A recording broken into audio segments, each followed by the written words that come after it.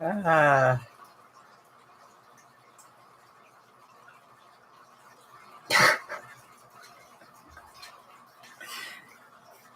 all right, let's see.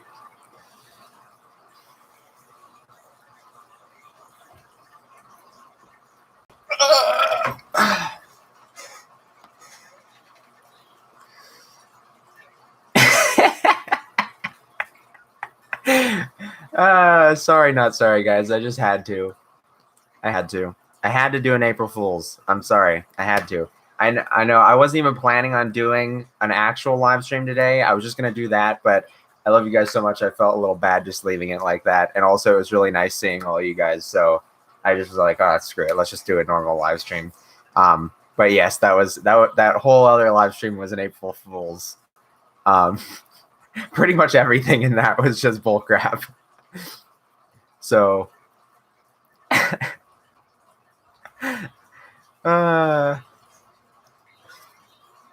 like I think a couple things I said in there were maybe a little bit more accurate, but really most was bullcrap. So really just assume everything in that was a lie. When's Mesozoic really coming out? That's a great question. And in complete honesty, I don't know yet. It's broken my heart how long it's taken for like this whole COPPA situation to kind of blow over, because I've really been struggling to decide whether or not I want to come back. I honestly, I don't really have much of an update. I mean, I have thoughts I'll share with you guys, and since you guys are here, I can tell you guys my current thoughts, but I still have not made up any decisions. So if you guys want answers, I'm just going to give you a plain out right now. I'm still in the waiting period. I'm still waiting to decide.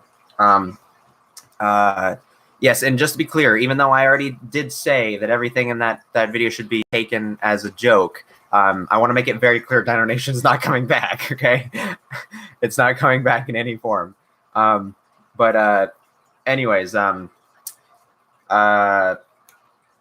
yeah, I don't know. I think there was an amazing way that Bioniclesaurus Gibson put it in his recent response video. What was it to? It's to some guy. Indominus Rex 01, I think it was. That he made like a big response video to some like video where Indominus Rex 01 was making some like conspiracy theory against why Gibson was putting stuff up or something. Anyways, he was made in the response video. He described the way he feels about the whole COPPA situation in a very relatable way to me, and then that it's, if you come back at this current state, you can't. There are people that are getting away with stuff. There are people that are definitely not getting away with stuff and that are getting hit really hard. However, basically, you will be doing it less for your passion, and you will be sitting here focusing on trying to survive and to make it by. Your two major goals will not be to fulfill your passion, but to survive and to just try to make it so that you can put your video up. Like, that is not really a comfortable area to be in, just for your goal to just literally try to survive YouTube. That should never be your goal on a platform, is just to survive. And that's what concerns me above anything. Like, I think he put it in a beautiful way, that it's just, it really is the goal of survival at this point. Like, if I come back right now, yes, there are people who are making it by. Most of them are very small channels. And I mean, some of them are pretty small, like mine, like similar in size to mine, but most of them are still quite a bit smaller than mine as well. So it's not like, it's like really just a big gray area. There's some people that are bigger than me that are staying alive as well. But then there's, like, I don't know. It's just, it's so weird because it doesn't seem like there's a one set. Like, I mean, it seems like the smaller your channel is, the more likely you are to get by. But like, it just seems like it's random who's getting hit, and that's just really uncomfortable and unpredictable. So honestly, just the best way to put it is that I don't feel safe, and I don't feel like I'd be happy just coming back, just trying to survive. So if I did come back, I think, unfortunately, it wouldn't be the way I want to, which the way I want to come back is just to republicize all of the videos that I had up before and just continue on as normal. But I just don't feel like I can. I'd have to really just pick and choose what I put up. And I can't put up my Safari videos, like, period. Any of my Safari LTD reviews, I just can't put up. Either I have to put it up and mark it for kids, which I don't want to mark any of my videos for kids because they're not.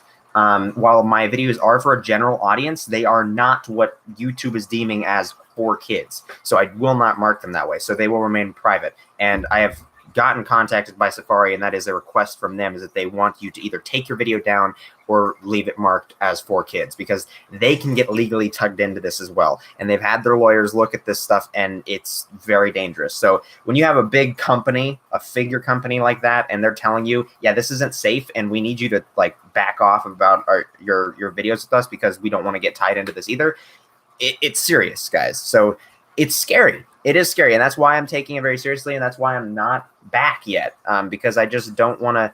I don't want to screw up my life, and I don't want to just waste my time or ruin something that's really important to me by making the wrong call. So, anyways, with that out of the way, that's why I still have not decided. But I'm still deciding.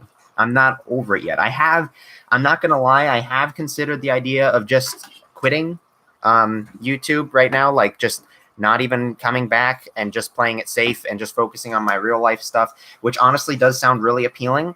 But I'm not going to lie either. My heart hurts doing that. I love this channel, and I love everything that we've accomplished with it, and I love Mesozoic Isle, and I really want to finish that. Above anything, if you just drop everything else on the channel, even though I have 3 Kiki Quest episodes I really want to edit and release, Mesozoic Isle is a huge project I poured hundreds of hours into, not just editing. You just put like maybe 200, 300 hours editing into just all the things that are already out, like the trailers and things like that, and the episodes, especially the episodes. Then you put in however many hundreds of hours I spent filming and buying figures and just in writing. Oh my God, this would easily stack up to months and months of my life if you just put the amount of time I spent on that show back to back. No gaps, no me going to the bathroom, no me going to eat, no me sleeping, no me doing anything else. You just take the raw time of me working on this show. It's literally would have accumulated to months of my life that I've spent on this project. I am not taking it lightly, just dropping it. I love it. I put tons of work into it, and I still want to see it be released, but I'm also extremely scared. So that's why I need to take it seriously. So I'm really sorry, guys. I really am. I'm really sorry that everything is happening the way it is, but I have to do it. And yeah. Kiki, what is a dinosaur? It's I was gonna just like try to give my own. That's such a silly question. It's probably a joke, so I'm just gonna look up the literal definition of a dinosaur just to be a counter butthead. A fossil reptile of the Mesozoic era and many species reaching an enormous size. There you go. That's what Google says. Is the website going to be your archive, like your archive now? Oh, the Prehistoric Archipelago website. I completely forgot about that. I have not worked on it at all. Ever since like I stopped working on Mesozoic Isle, I have not worked on that at all. I really need to work on that. No, that wasn't a thought. I did consider doing something like that, but it's just, end of the day, it's going to be really expensive. Either I have to like have a million different Google Drive accounts so that I can have enough storage, or I pay for extra storage so I can put everything on Google Drive so then I can put it on the website so that you can view everything. Because that's what Biomechalosaurus is having to do. He has to actually like pay for more storage because he doesn't have enough storage for all the videos, so he can put them on his Google Drive and then he can have them linked to his website, the website is amazing, guys. You guys really need to go check it out. It's completely free and accessible to everybody. It's a literal link, just like you type in YouTube. You just can type in Kikizilla101 Kite Archive, and there you go. So that's a really cool idea. I don't know. I really would rather just keep everything on YouTube, but because anything else is going to be really demanding. I've considered things like Squarespace and stuff, but everything's just going to, it's going to end up stacking up. It's going to be costly, guys. It's not going to be easy. And, you know, it's already tough getting by with just funding YouTube. And I didn't really make much money off of Patreon and stuff to really support the channel. And YouTube was being a pain in the butt and basically was making it impossible for me to even get ad revenue, just so I could actually continue supporting the channel financially, because it costs money to run this thing. It's tough. And so I can't really swing, even though I do have an actual job, I can't swing paying for a website to just put everything up. I'm saving up for a car. I'm saving up for my film school once I end up going there. So there's a lot of things I got to spend money on realistically. And so I can't really afford just throwing my money around. It's tough. It's a tough situation.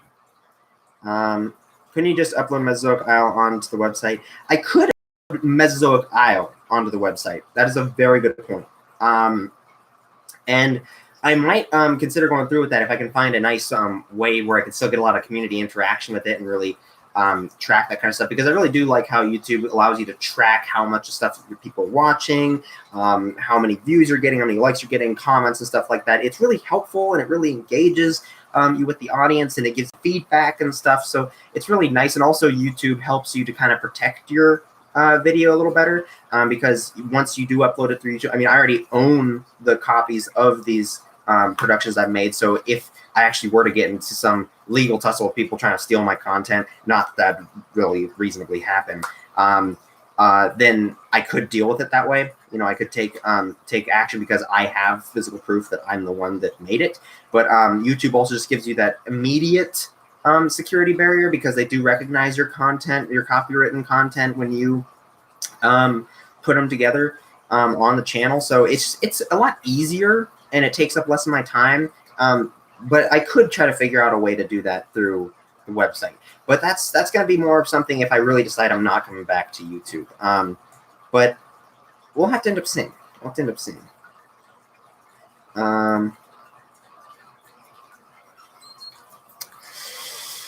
How are you guys all doing with quarantine? I want to ask you guys that. See how you guys are doing. A dinosaur is something that's slowly becoming a bird more and more. You mentioned a few people that are getting by successfully.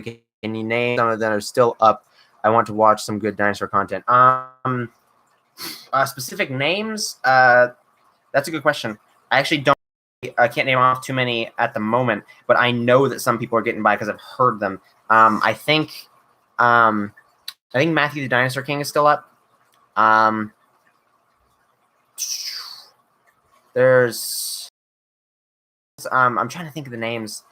I'm sure that other people, if you guys know of any channels still up, please tag at Chocolatosaurus and tell them. In terms of like you want to watch some good dinosaur content, all of my favorites are gone. So all the ones I really like are off, except for Kayakasaurus. If you want to watch Kayakasaurus, he's amazing. He's still up. Go watch him. Yeah, other than that, I mean, well, Spino Dude's actually back. Spino Dude's kind of back. He just kind of like threw up a couple videos, and then he started throwing up a bunch of them. So he's kind of casually back at the moment. So I'd go check out Spino Dude. He has some great content. Dynaman's gone. Source gone. I'm gone. You're gone. You're gone. Oh no. All of my favorites are gone.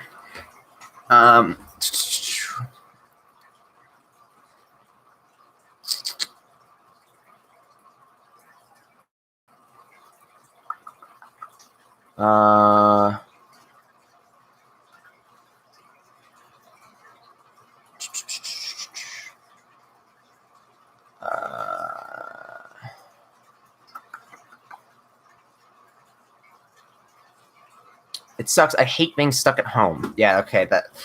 I feel it, dude. I really hate being stuck at home too. I can't work. I had to take a leave of absence from work. And I'm just going crazy. So, yay.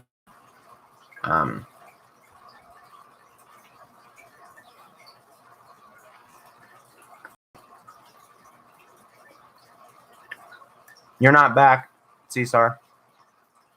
And you don't even upload stuff anymore. I remembered Cesar, but he's not back. But Cameron, that's the one I was forgetting. Cameron is kind of back. You can watch him, but he doesn't make stuff anymore. Both him, Cesar, and Cameron kind of stopped making stuff. Cesar's got a lot of other projects he's doing, and he's trying to focus on some other cool stuff at the moment. I'd follow his Instagram at ArtsyDilo. He has some really great stuff going on over there. So go check him out. There's a lot of cool projects he has going on that are not YouTube related. So I'd go check that out. As for Cameron, I know he's focusing a lot of stuff on real life stuff. It's kind of how Dino Man, Bioniclesaurus, myself have been doing as well. I know that Bioniclesaurus has still been making some stuff on Instagram TV, and Spino Dude has been making some stuff on YouTube. But other than that, we're all basically just kind of more focused on real life stuff than YouTube stuff or those productions and whatnot.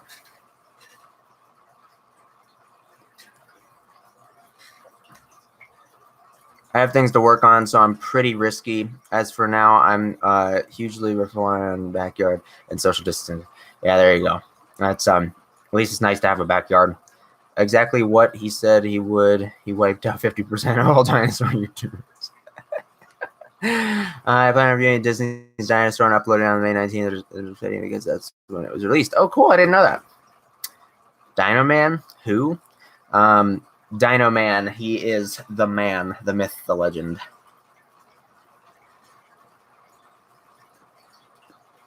You guys have seriously never watched Dino? Oh, he hasn't been on YouTube for like a long time. He used to be really popular. He had a show called Yacon Island. It was amazing. Really great guy. But he's focusing on real life stuff. He's been focused on real life stuff for the longest out of all of us.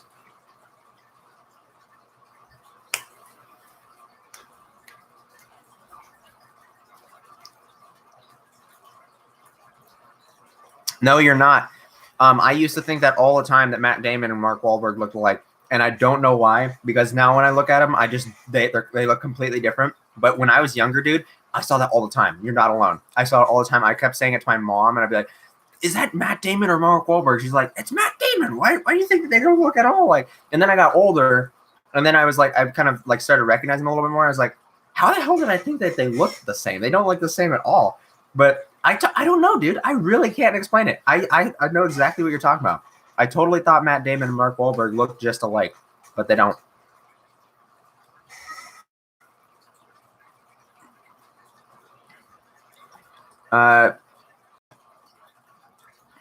Who was your main supplier?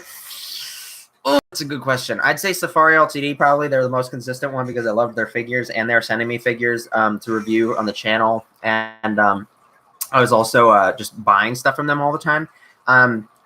But there's a lot of different stuff I really love. D Jenkins is probably my favorite website. I love them. Mini Zoo is a great and upcoming one right now. They have a lot of great stuff going from them. Their selection is killer. Their prices are amazing, and they allow you to price match. If you find anywhere else on the internet that has the same figure, but it has a lower price, you go to them and you take them to the source of a lower price, and they'll give you that lower price. They'll match it. So go with them. Mini Zoo is amazing. Avoid everything dinosaur. I don't like them. They screwed up one of my orders recently pretty bad. They tried to help it out a bunch, but it was, I don't know what the heck was going on.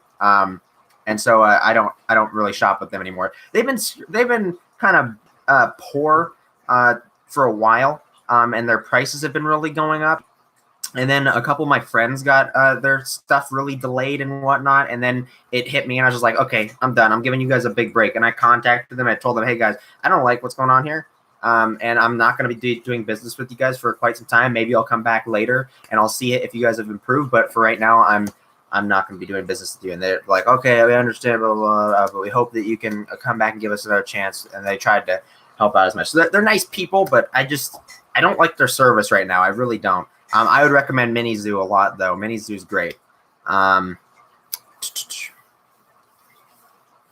Camo have Corona? No, he doesn't. The chair squeaking, I mean. I didn't even notice it squeaking. Probably got good at ignoring it. He doesn't, silly. He's in the quarantine realm. Yes, he is. How did they mess it up? Oh, it was like, it was well over half a month late, past when it was supposed to get to me. And oh my God, they had like no contact with me. It was terrible. And then I had to reach out. I'm like, hey guys, what the heck is going on with this? And they're like, oh, it's coming. And I was like, what the hell? Like, why is it so? It was a birthday present too, but it was like literally over half a month late, past when it was supposed to get here. Like, it takes a half a month after the 7 days. So it was almost a month. It was pretty much a month I waited to get that package. It was ridiculous. I don't know what the hell was going on. And I know that a couple other people were telling me that they had the same thing happen, where they're just like, the packages were extremely delayed. I didn't know what the heck was going on. But the prices have also just gotten crazy over there. I don't like the prices. Yeah, they are really expensive. It's seriously, go to Minizoo, dude. Minizoo's amazing. Disagree about everything, Dinosaur. I got my stuff before it was supposed to arrive. Well, some people have gotten lucky with that, but I've seen an upward trend and also on the Facebook group, the Dinosaur Toy Collectors Forum or something like that, Dinosaur Toy Collectors. I saw a bunch of other people on there too that were having the same problem. They're like, guys, why the heck is everything Dinosaur being super slow all of a sudden? And yeah, it's not an isolated incident. They're having some issues. I don't know what's going on, but yeah, I know. It was ridiculous. And I gave them the benefit of the doubt, and I was like, hey, maybe this is just some kind of like border customs that's going on here. And they were trying to tell me that that's probably what it was. But it was just like, I'm seeing too much of a trend here, and I just don't want to deal with it. I know you guys are nice people, but I just don't want to deal with it. And your prices are also getting a little bit too much, and so I'm just not going to do it. But yeah, Minizoo is amazing. Love, love, love Minizoo. I've not really gotten any new figures. I just haven't. I've gotten like a couple birthday presents, Christmas presents and stuff, but not a ton of new stuff. I really haven't bought myself too much stuff. I'm really just not really in the mood, and I just have been focusing on other things. I have been collecting movies though. There's a lot of DVDs I've bought recently because I'm a huge movie fan. I just don't have like all my favorite movies, so I'm just like, screw it, I'm gonna buy all my favorite movies. So I'm still working on that. But yeah, I have a lot of movies over there stacked up that I'm starting to collect. So I'm just kind of moved over to movie collections.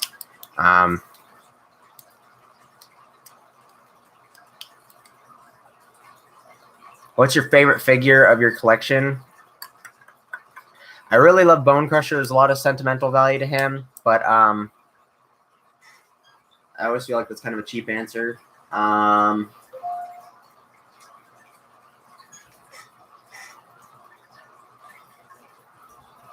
That's weird. I don't remember the last time I got a subscriber notification by email. That's weird. My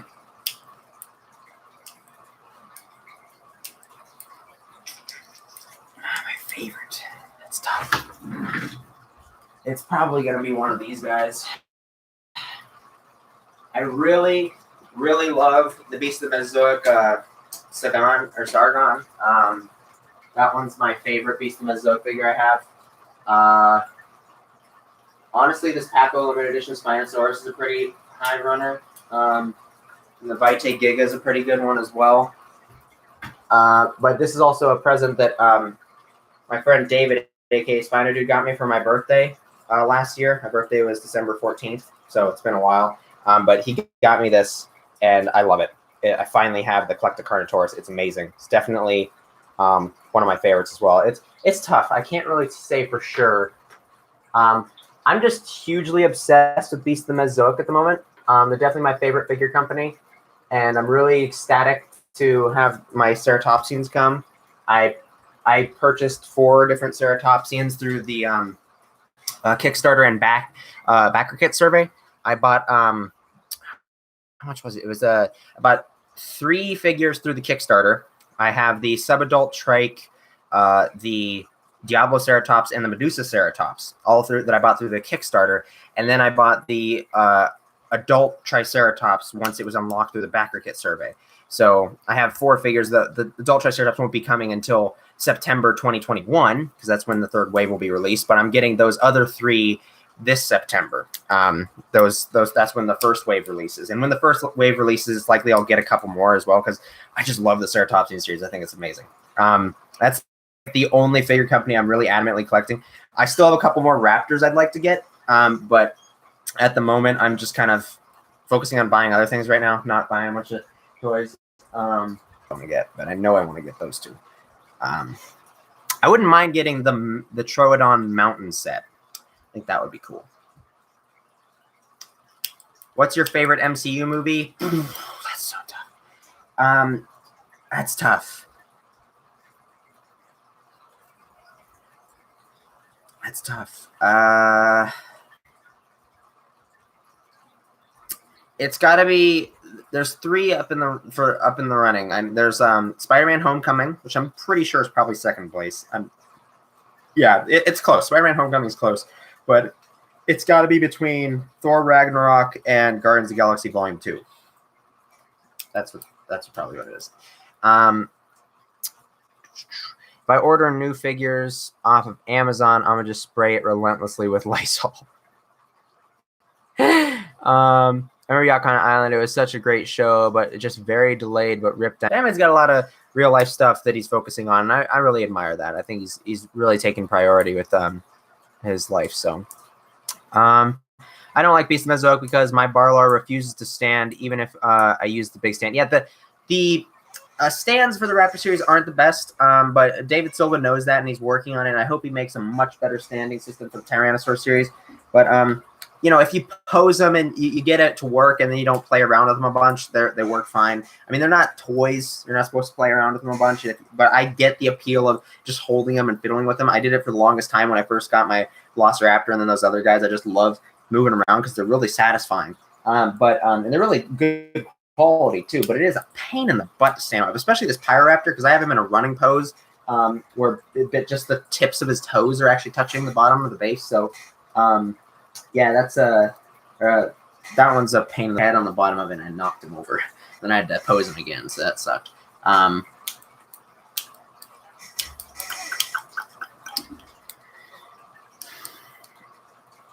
Love the Collector Carnotaurus. I still need that thing. Oh, it's the best Carnotaurus on the market, hands down, yeah. I really want to sculpt some dinosaurs like Styracosaurus and Parasaurolophus and then give them the colors the feature in DeviantArt. That's cool. Seen Spider-Man Into the Spider-Verse yet? Yes, I have. I saw it when it first came on a DVD. Was that? That was 2018's Christmas, wasn't it? I think that was around when I saw it, like the end of 2018. If I remember correctly. I don't know. I think it was like the end of the year, something like that. I did see it. Thought it was very good.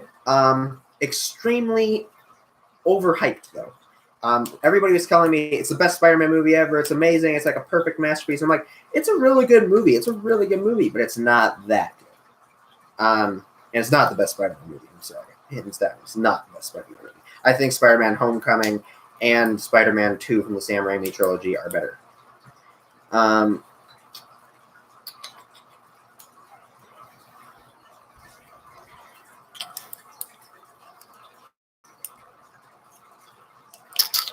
Volume 2, that movie's too cartoonish for me. It's not.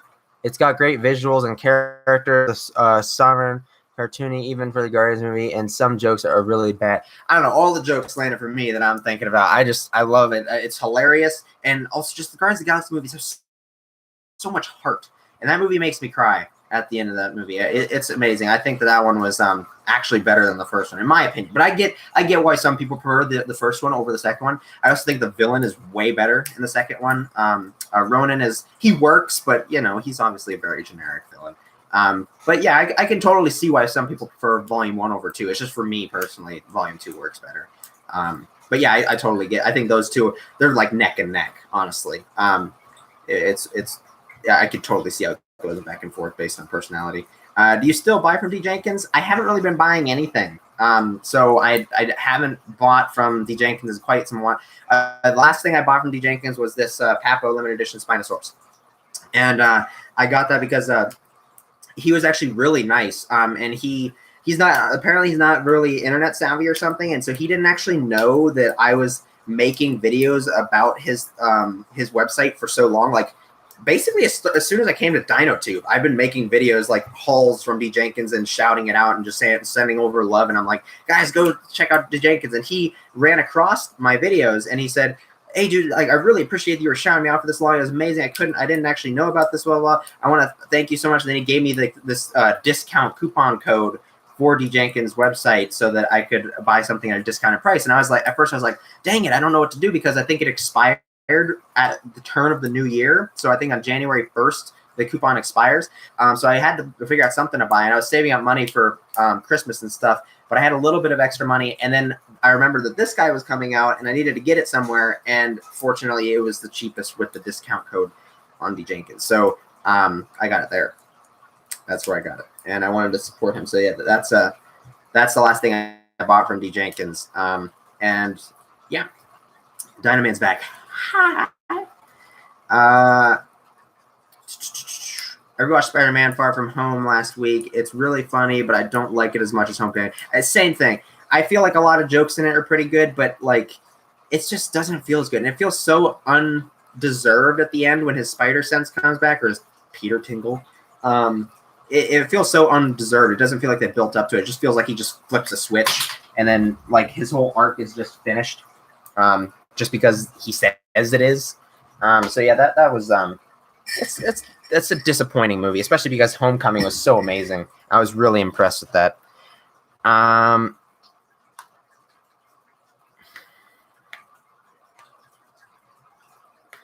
Well, Volume 2 definitely isn't bad. It's just it's got some great elements I really don't like. Yeah, I mean, I understand that. I'm stepping away from dinosaur figures for a while. I'm going to start with Cenozoic and Paleozoic, except for that I'll get Safari 2020 and Monto and Mattel and Monto. Those two are my last. Oh, you got really liking Montosauruses. I'm watching 5 Pixels Live. Hey, what's going on? Just joined. We're just chatting.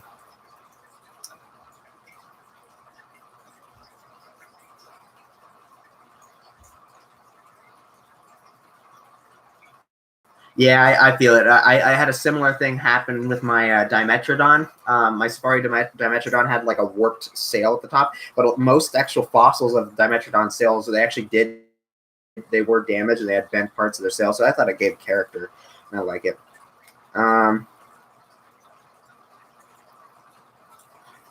I have no idea. I have not been in contact with Safari since they reached out and they told us all what their stance on the coronavirus, not the coronavirus, the Kappa situation. The C words, damn, the C words are hitting us hard this year, man. Kappa and coronavirus. Yeah, but the whole Kappa situation. So I have no idea.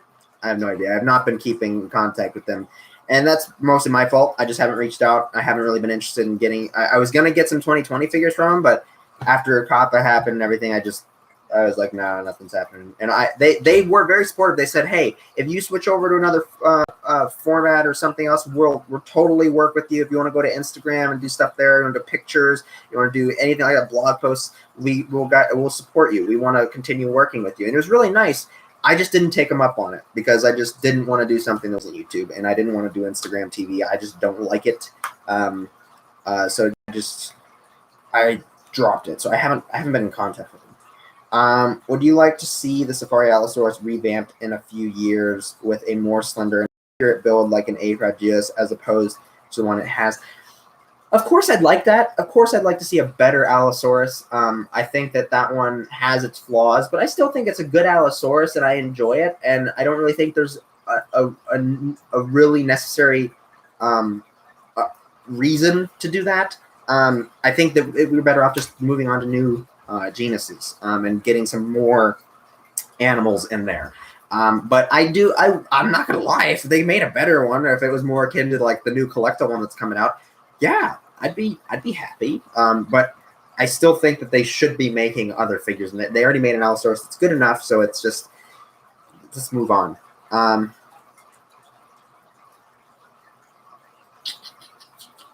They announced that there is no plan to delay as of right now. That's Safari Ltd. Are you like? Is that something they posted on some social media website or something? Kiki, when your channel videos was still up, my favorite videos to watch was your unboxing. It was such a child wonder, and the enthusiasm was so great. Thank you, dude. That means a lot. That really means a lot. Yeah, I always try to be really enthusiastic and have fun with that stuff. So I'm glad that shows through. I probably if I do come back to YouTube, those things are probably going to come back slower because they still have toys in them, and that's the more risky stuff. So I'm going to try to avoid that. I think I could have a little bit more of a defense on my end if I use Mesozoic Isle because I am using them for, a production. But I don't know. I'm still really worried, and I don't want to have to just throw a disclaimer at the beginning. I mean, technically you could do that, and technically you are warning people that, hey, this video is not made for people under 13 or whatever. But I just don't want to have to do that. It's stupid, and I'd have to re-upload the original videos if I wanted to do that, and I don't know.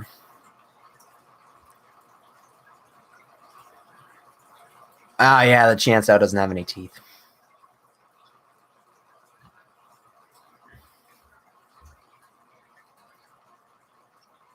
It's Dino Man.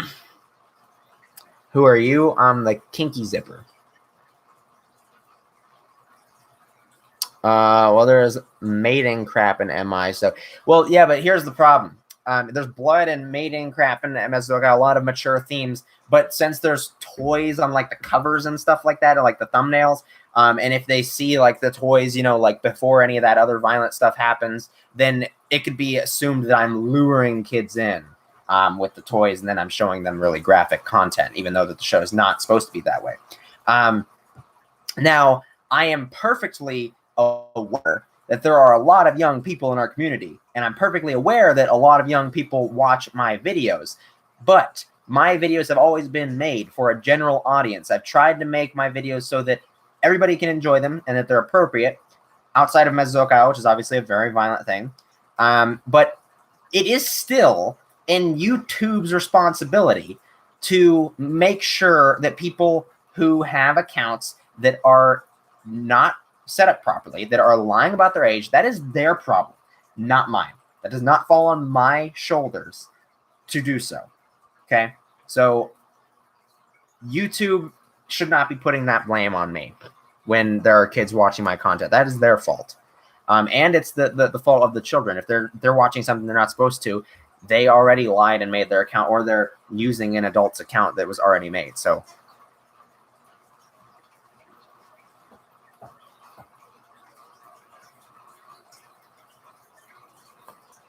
that Hyalophosaurus looks awful. Looks terrible. But at the same time, I disagree with most people. I still think that the Schleich-Acrocanthosaurus is worse, and I definitely think the Schleich-Plesiosaurus is worse than both of them.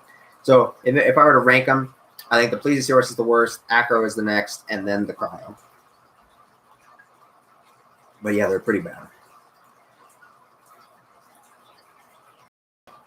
A stereotypical Canadian accent. that's funny. That's a funny diversion there. You have ads in your videos. What even is the problem? It's just the fact that YouTube collects data on the viewers of your videos, period. Like, just so they can put more videos that you'll watch in front of your face. So they're collecting the data of children under the age of 13 if your video is not marked for kids and kids are watching it. So that's the problem. Kiki, what's your favorite old Terra by Bad Tat Dinosaurs figures? Triceratops. That Triceratops, I really wish I could have that one. I love it.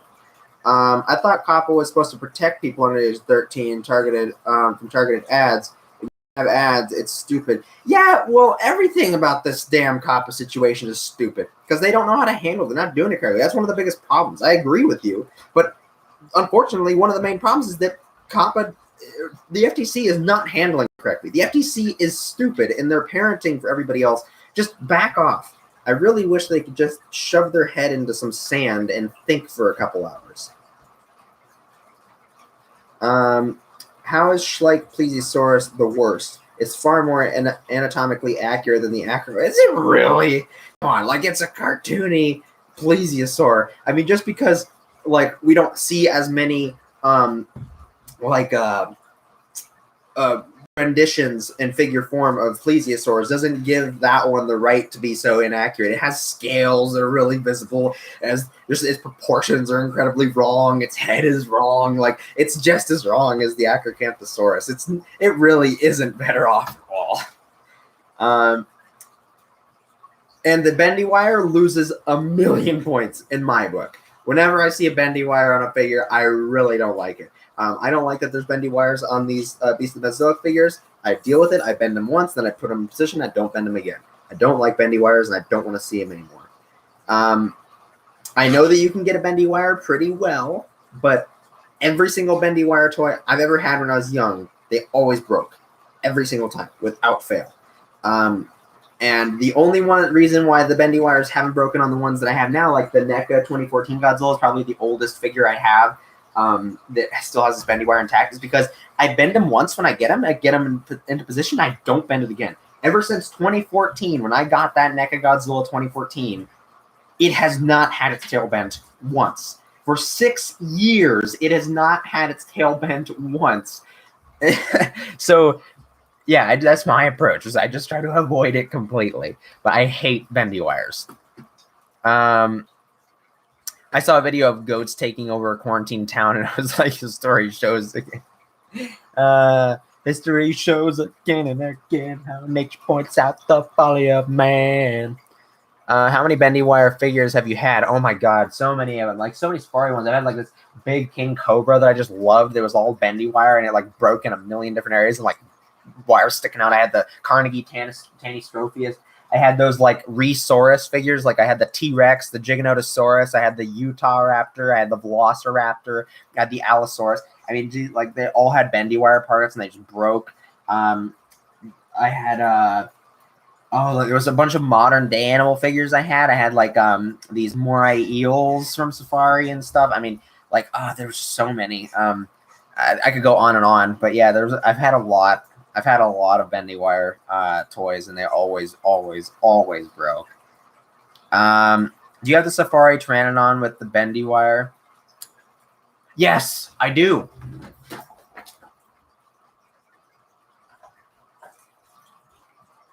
And speaking of which, it's broken.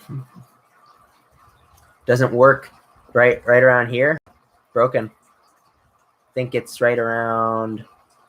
Oh, right there. It's got one of those, like, I don't know if you can see it contorting, but it's broken right there. Both sides of it broken. That's one of the other ones I've had. I've had that one since I was really young. I have this one, which is newer. I actually got this more recently, and its bendy wire's fine because I got it. I have bent this one a couple times. I bent it like this most recently so it could actually pose on the shelf. But yeah. Thank you for reminding me about that one, because that's actually one I forgot about.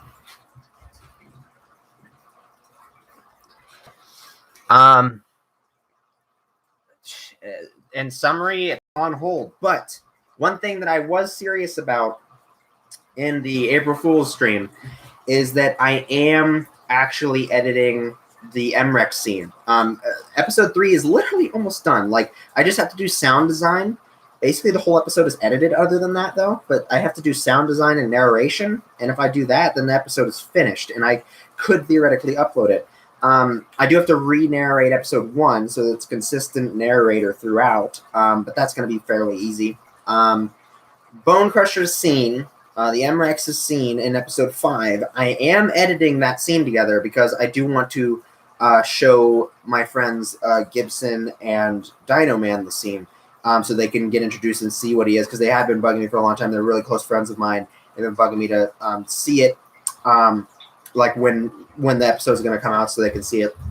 And so I'm going to do that, and I'm going to show it to them, and we'll see how they feel about it and whatnot. But I'm hoping one of my hopes of it is that that's going to get me back into the mood and desire to just finish off episode 3. And if we get to the point where I feel comfortable enough to actually put the videos back up, like especially Mesozoic Isle videos, then it would be really nice, because then if I see the reaction that people have to it, maybe it'll motivate me more to just get back into the whole swing of things. But yeah, that MREX scene that I'm going to show to them is going to be kind of like a test run to just get myself back into the groove of things. So, yeah. Happy Hen Toys is a great supplier with some awesome pieces, not sponsored, but old favorite terror about Oh, cool. I have seen that one. That one's pretty good. Yeah, probably. Okay, what I actually meant there more specifically was, while I was thinking the Schleich-Plesiosaurus is bad, not completely anatomically accurate, I still think it has at least is the least awful of the bunch. I mean, it's all up to opinion, really, but in my personal opinion, I think the Plesiosaurus is the worst, and the bendy wire definitely does help with that. Even though it is a cartoony face without proportions, it's still more accurate than the other two, at least. Still a horrible abomination. Yeah, it is definitely a horrible abomination. I'd still say it's the least accurate out of all 3 of them. But then again, that's kind of subjective. And I can see why you'd say that. Yeah, well, you know what? No, I'll agree with you. I think it is more accurate than... No, actually, it's probably more accurate than both of them. It's probably slightly more accurate than both of them, but I just think that its style is just visually unappealing to me, but also the bendy wire. So yeah, I'm thinking about it now. I think you're right. I think you're right. I'd love to see all their reactions. Interesting. You edit the clips and then put sound after. I did the same. Well, it's actually different because it changes from each thing. Like, I think it was the prologue episode of Mesozoic Isle. I edited a whole scene together visually, then I did the sound design, and then I did the whole ending part of that episode where I was telling you more of the island, and that part was just kind of choppy. I went back and forth between sound design and then editing. And then episode 1, I believe... No, I definitely edited the whole thing visually together first, then went back and did sound design. But it was so grueling because sound design is so tedious that it was like really hard to get through the whole thing. It was very hard to keep myself motivated to edit the whole thing because it just gets really tedious and really frustrating to do just sound design through a whole 30-minute episode straight. And so for episode 2, I did scene by scene. I edited a scene, I did the sound design for it immediately, and then I did the next scene, and then I did the sound design for it immediately, and I did the whole episode that way, and I felt like it went a lot better. But then when I got into editing episode 3, I finished up the entire intro sequence, because the intro sequence on episode 3 is really long. While a lot of people have been complaining that the intros to episode 1 and 2 were really nature-driven, I still do not regret it. I still love the way I did that because it really builds up stuff. It builds up the lore. It gives you the atmosphere that it needs, and it needs to do that in the first 2 episodes. But every episode after that is like you get straight into the dinosaur action. And episode 3 is no different. Like, you get straight into... The Triceratops herd scene is the very first scene in that episode, and it's very long. It's like over 6 minutes of the scene, just like the whole opening. Actually, I think I split the opening in half with the intro sequence. But it's a really cool scene. But when I was finished editing it, because it was very complex, it was an action-packed scene.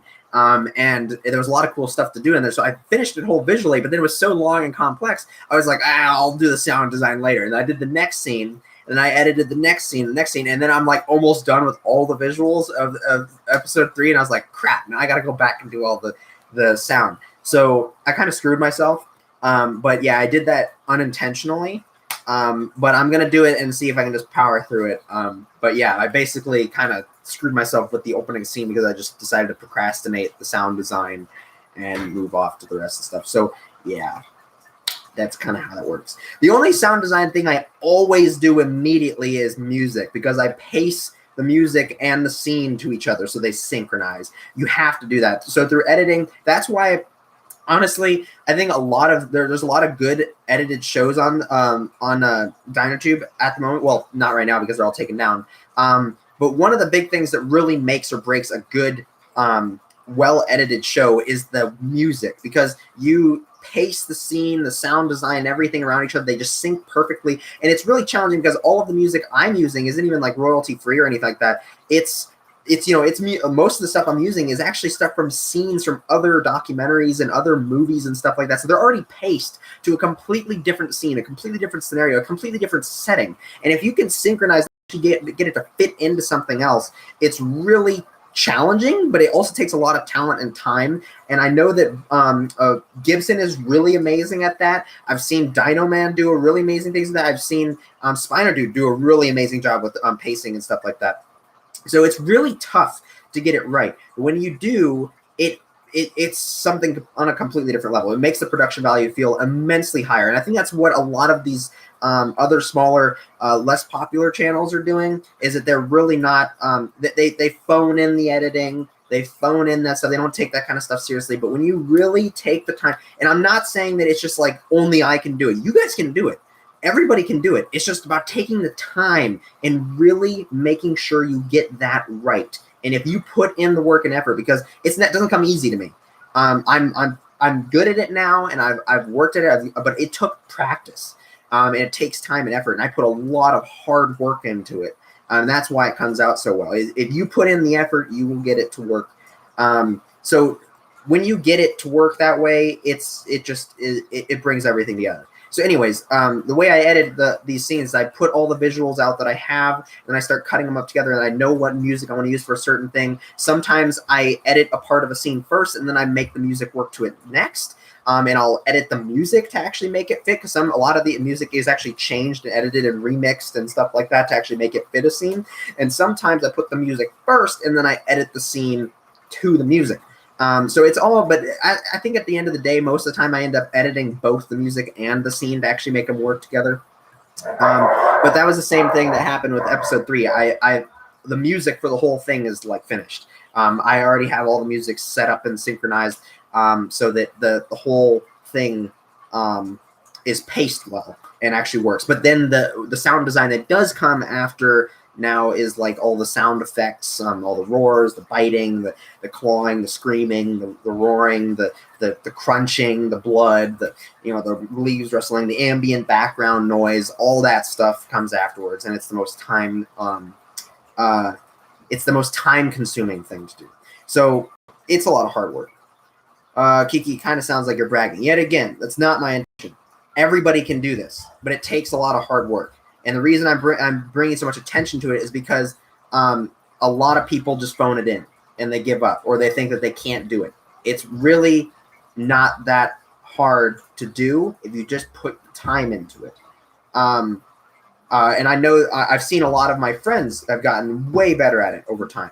And I mean, just look at Dinosaur Island, for instance. Like, he started out just doing it casually, like most people still do it on YouTube, and then he slowly involved more and more editing, and now season 5 is like the most amazing thing. It's honestly one of the best productions DynoTube has ever seen.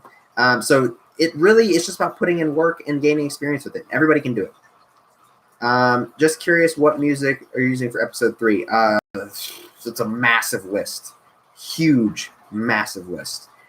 I think favorite pieces I've used, although the colors are too realistic, I think it fits. How do you insert sounds and music in? Record it yourself or other devices, or download it, insert? I always download the music files. I put them into my computer, and then I use my editing software, just put them in, and I'll edit them. Sometimes I re-edit it, like sound effects or music, through a sound program called Audacity. I'll slightly alter some things, but most of the time I can do all the changes I need inside Sony Vegas Pro itself. Having a good editing software is always really good, and it helps a lot. But you can do a lot of really incredible things with very basic editing software, such as like Movie Maker. And that gives you a lot of options. But I'm not going to lie, if you really want to take it seriously, you do have to get a good editing software. The editing is really messy in the first half of my series, but I'm a bit happier with it now. See, it always takes time. I'm still, even though I've done a good job, I would say I've done a good job from day one with Mesozoic Isle because I've learned a lot before I ended up getting to it. I still look back at certain things I've done in episode 1 and the prologue, and I'm still like, I could have probably done that better. So yeah, I think that you just continuously improve no matter what. I think by the end, if we end up getting to finish Mesozoic Isle, which I really hope we do, I think by episode 15, I'm gonna be looking back at episode 1 and be like, wow, there's a lot of stuff I could have really done a lot better than that. I know that there's one thing that really bothers me about the prologue episode, and it actually isn't entirely my fault, but it is still my fault because I didn't review it and catch it. The reason being is because in the prologue episode, if you watch it closely, I'm really going to be upset I'm even pointing this out because now people are going to notice it. But I have been amazing at cutting out my fingers in like every shot. I'm so proud of it. I take pride in it because there's no fingers in Mesozoic Isle. I've always reviewed it incredibly tightly, and I've made sure that no fingers or body parts get into anything in the show.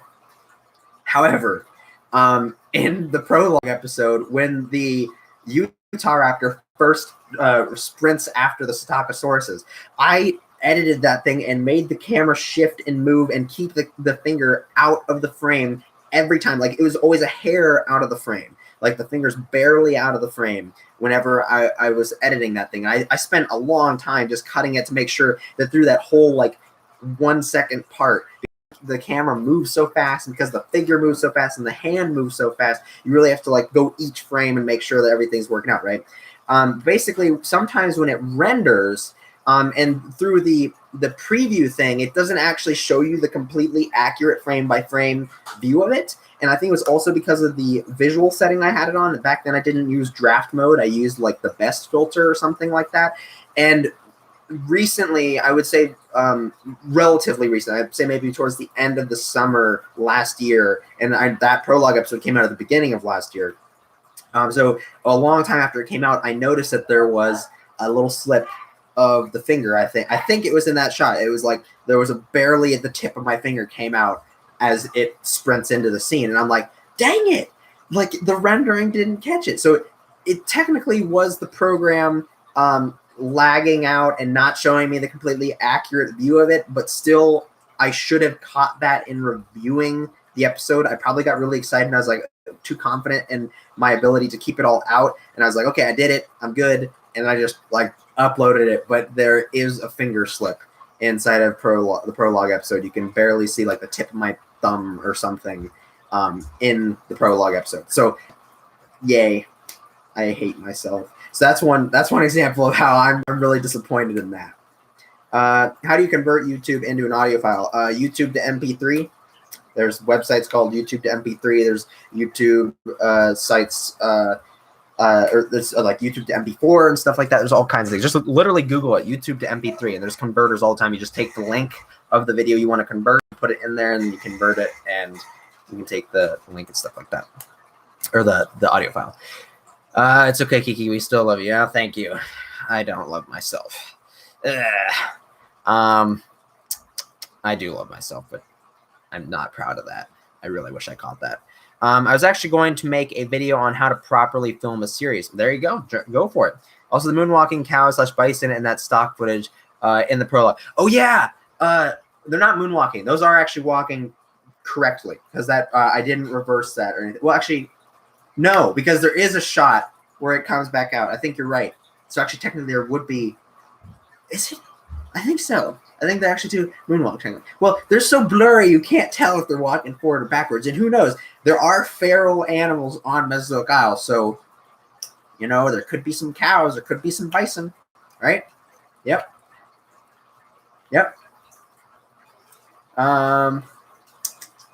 It's okay, Kiki. We still you're doing well. Doing all right. Could be doing a lot better. I'm really happy right now because I'm talking to all you guys, but most of the time I'm kind of down because I'm just stuck in the house and can't work and anything like that. Just personal stuff that's bothering me. I kill a lot of things in my stories. I crippled a baby cat in the storm, so I'm going to kill later on. Hey, but you're showing the brutality of nature So I mean, there's a lot of value in that, and in educating people how, in reality, life isn't always fair, and it isn't always very nice. So,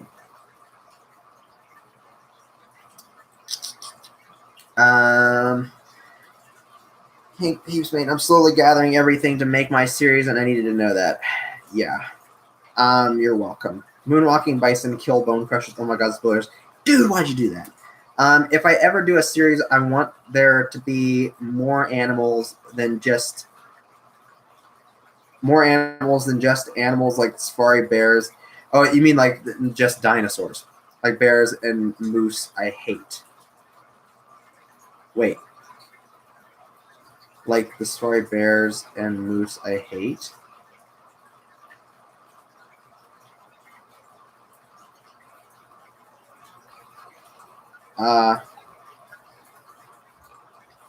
Oh, okay, you didn't. You hate. I'm confused. My brain is dying. Okay, I'm just going to give you a moment to figure that out.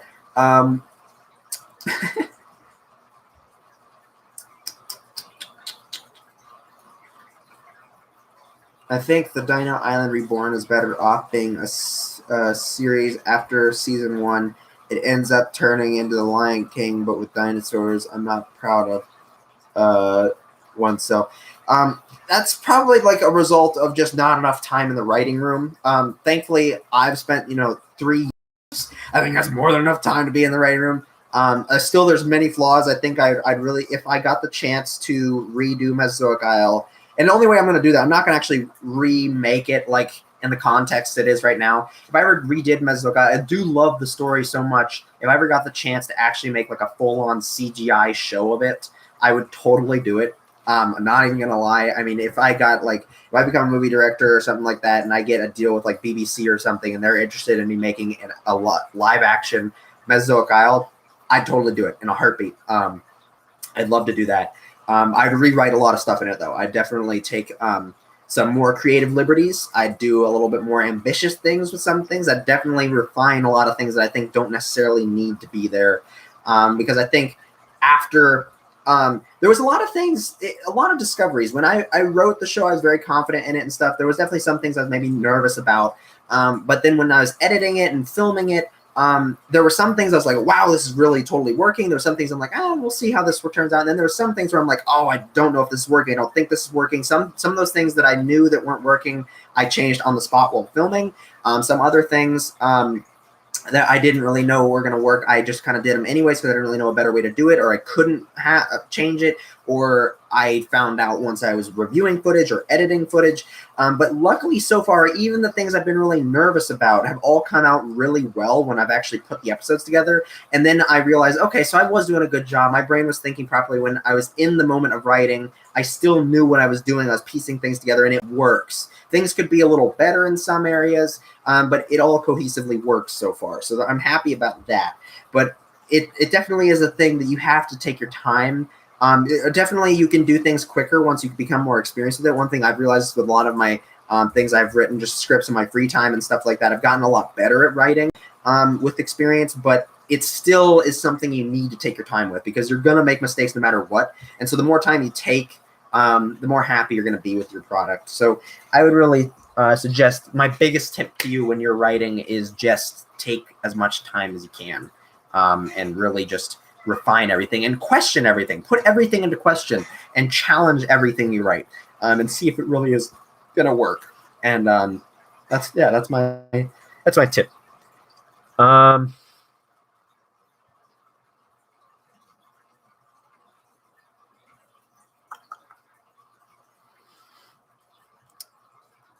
I'm 18 now. Damn.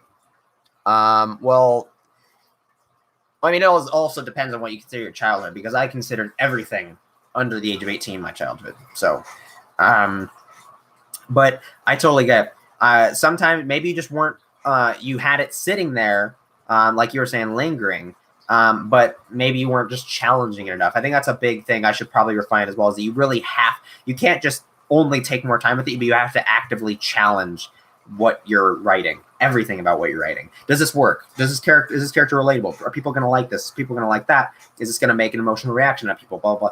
Really challenge yourself and push yourself to make it better. I mean, Mesozoic Isle, the original version of the script, I don't think would have been nearly as popular as it is now. I think maybe it would have had a little bit of a cult following if I, like just released it like Dinosaur Island Season 1. You just like a sounding thing with my voice and whatnot. Like I just make sound effects and everything with my voice. I think there would have been some charm to it, but it would have had some passionate fans, a smaller amount. But I think that the reason why Mesozoic Isle has gained so many followers so quickly compared to other small channels that started in a very similar spot to me, where they had no previous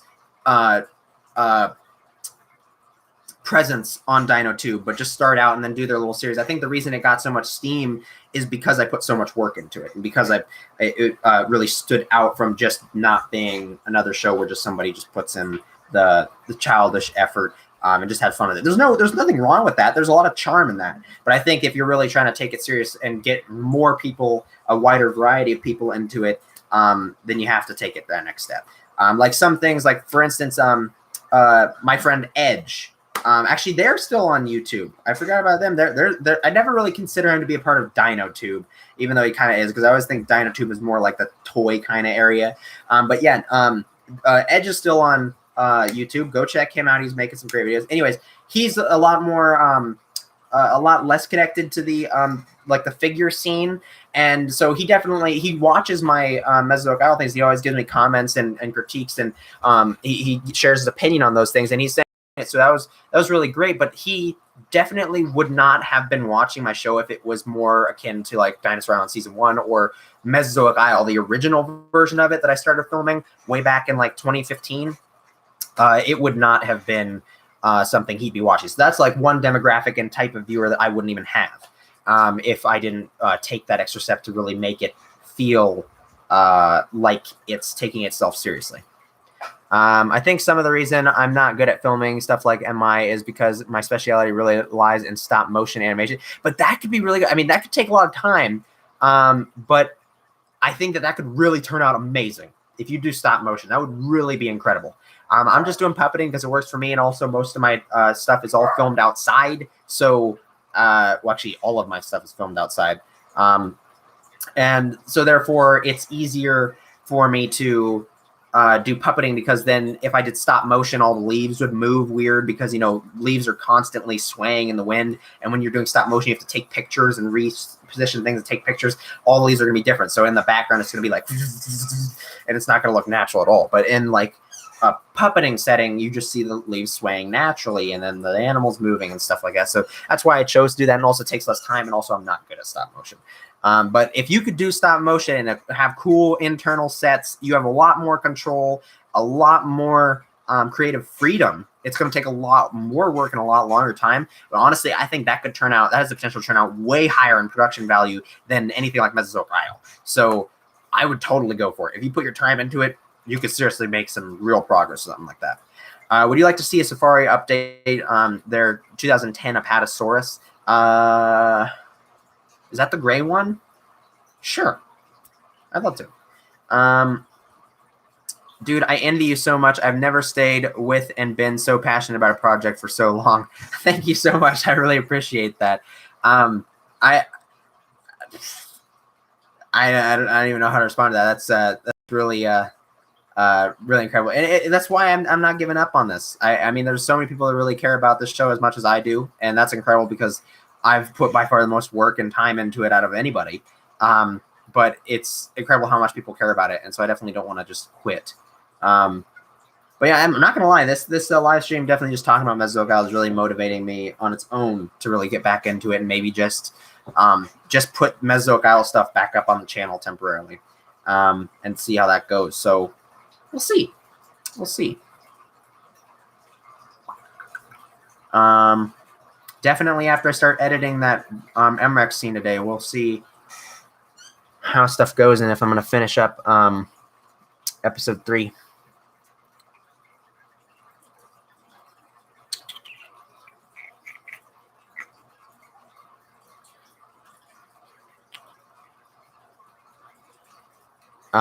Season 1 was good, but perhaps if you can make Lotta Season 2 better. Lota? Lota? Which one is that? Is that something that was just mentioned earlier?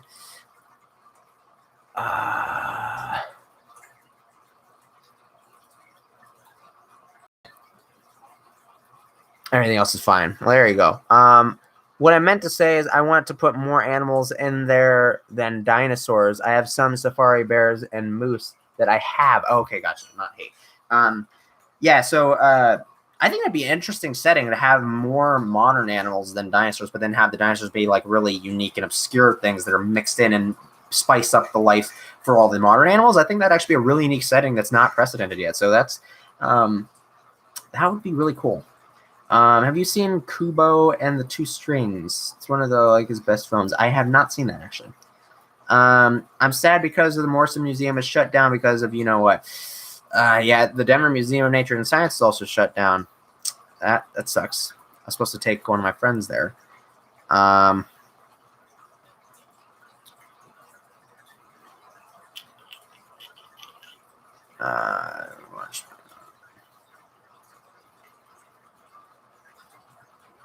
Okay, he's talking to you.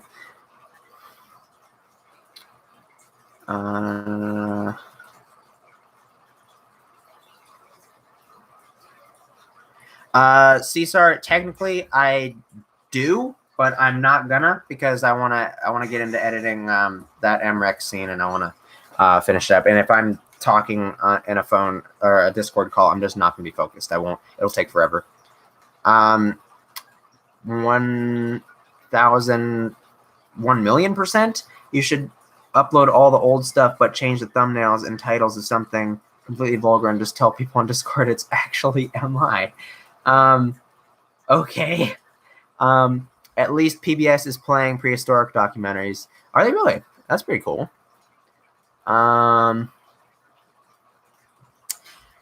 Yeah. Don't call me a boomer, but I've never watched it, but I might as well after I watch the stream. Never watched what?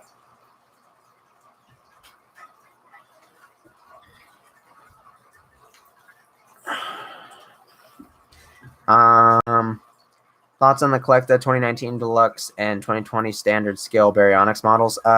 Deluxe one is had, and the 2021 is somehow worse. So that's my opinion. That way you won't seem like you're baiting 13-year-olds. Nah, I'm not really concerned about that. I think no matter what, it's always going to be risky, and I just have to determine whether or not I think it's worth the risk or not. I think I might just come back slowly with just certain things like Kiki Quest and Mesozoic Isle. I think would be the first things to come back, because I'm not concerned about those in context of that. Kiki and Coffee, I love back, but it's got some figure stuff in there, and I'm not sure. And there's a lot of hashtag always Fari stuff in there, and I don't want to bring back just some of the episodes and not the rest, because they all just it's a series, but I don't know, I don't know.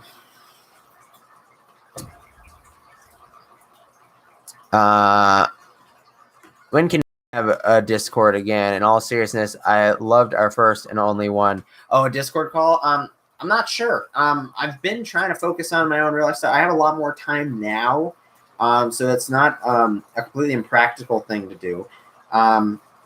But I don't know. I mean, you can always message me on Discord and we can try to see if we can arrange something. Apple announced that they were teaming with BBC, making a series, but nothing has happened in over a year regarding it. And they haven't really announced anything past that. I think it was BBC, and it was going to be released on Apple TV or something, and Jon Favreau was going to direct it. So that was kind of cool. Collectaberry is just... all right, I got to go to class now, but I might be back if the stream is still there. It was fun talking to everyone again. Adios. You have class, like online classes or something? I thought you said had, not bad. I'm ready when you are. I can't go anywhere. Cool. We'll talk about it. Hey boys, I gotta do some digital school. Yeah, okay, so it is digital school for him as well. Magic Pit, I'll just find a base with So I thought you said had bad. All right. Quite a few people have to leave for school, anyways. But I'm also thinking I should probably just get off and start editing that MREX scene.